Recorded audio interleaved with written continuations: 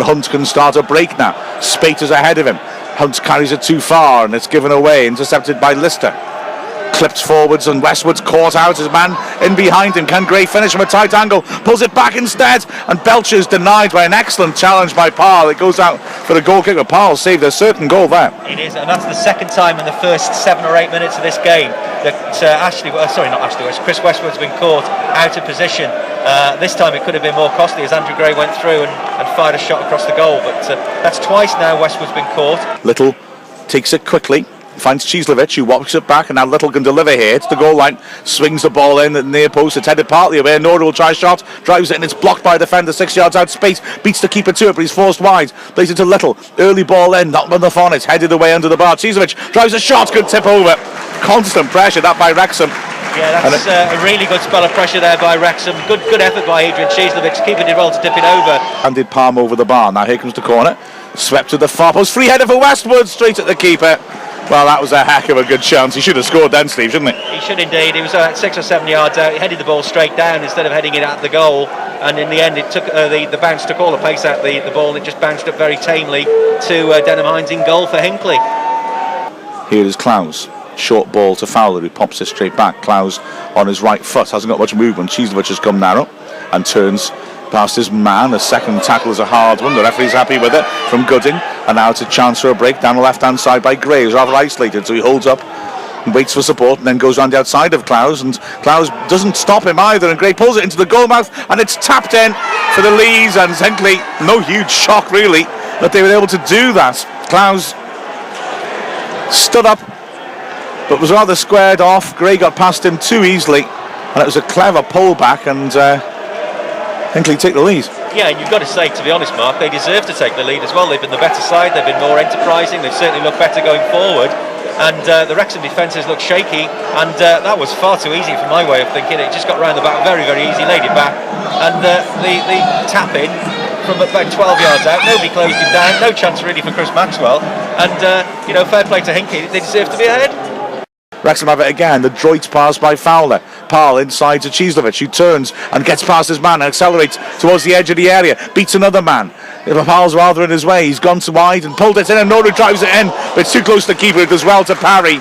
Again, good build-up play by Wrexham, though. Yeah, it was good play by Adrian Cieslewicz, and on this occasion he didn't run down a blind alley. He actually got a good cross in. Obi was on the near post, stuck out a foot, and unfortunately it was just a nice height and right at the goalkeeper Hines, but that's probably the best and most incisive attack Wrexham have had in this first half.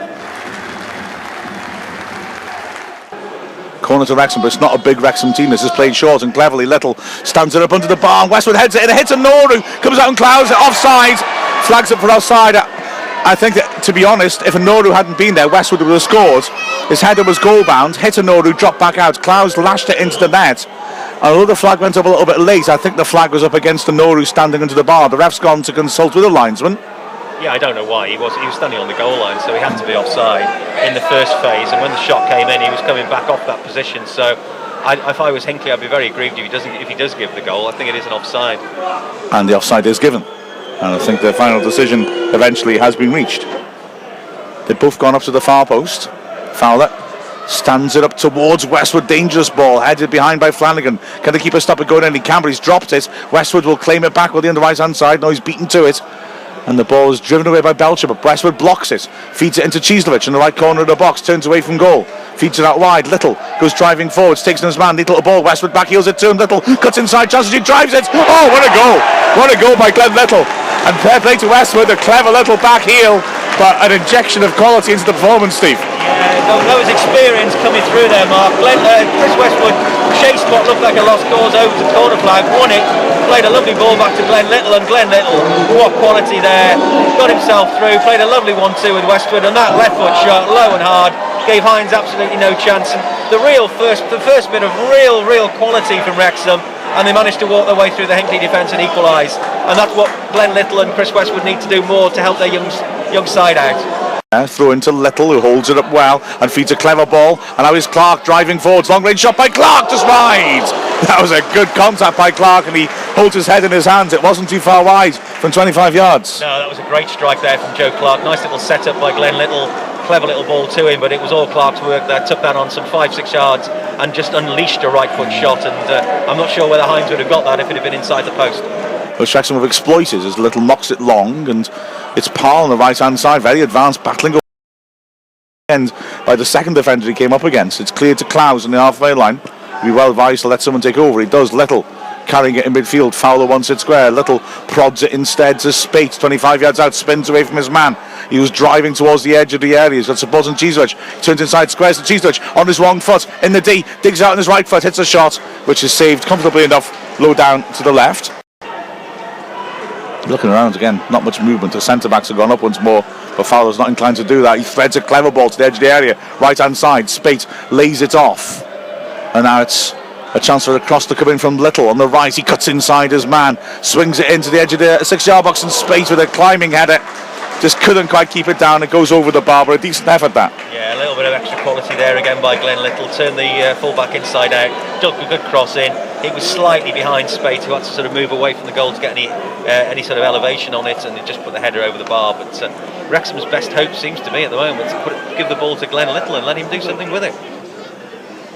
As the goal kick's taken, and Little wins the header, and Oru is on the chase, and good shoulder-to-shoulder strength. Tries to nick it past man, it's cleared only as far as Cheeslewich. He's got space at the far post, Cheeslewich, as he cuts in from the right, and then licks a lovely little ball on the back of the fence, and Oru drives a shot, it's deflected, and the keeper's able to get down and grab hold of it.